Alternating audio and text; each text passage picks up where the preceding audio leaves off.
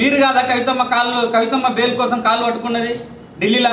CM Ramesh గారు రాజ్యసభ అయినటువంటి CM Ramesh గారు చాలా క్లియర్గా చెప్పాడు కదా, బీఆర్ఎస్లో కలుస్తాం, మీ కాళ్ళు పట్టుకుంటాం, మా కవితమ్మకు బెయిల్ కావాలని చెప్పేసి.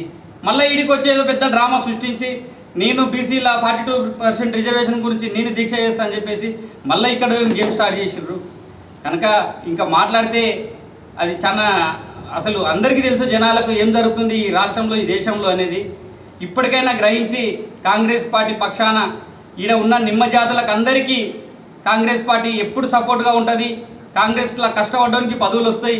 కనుక ఇప్పటికైనా గ్రహించి మీరు 4 రోజులు ఏదో రేపు స్థానిక ఎలక్షన్లు ఉన్నాయి కాబట్టి దీనిలో ఏదో డిస్టర్బ్ చేద్దామని చెప్పేసి యూరియాకు బురద చల్లడం అది మీ విజ్ఞతకే వదిలేస్తున్నాం.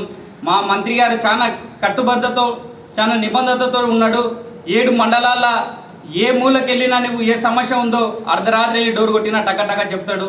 సమస్యల పట్ల అన్నగారు ఇందాక చాలా వివరంగా చెప్పారు. ఈ టౌన్కే కానీ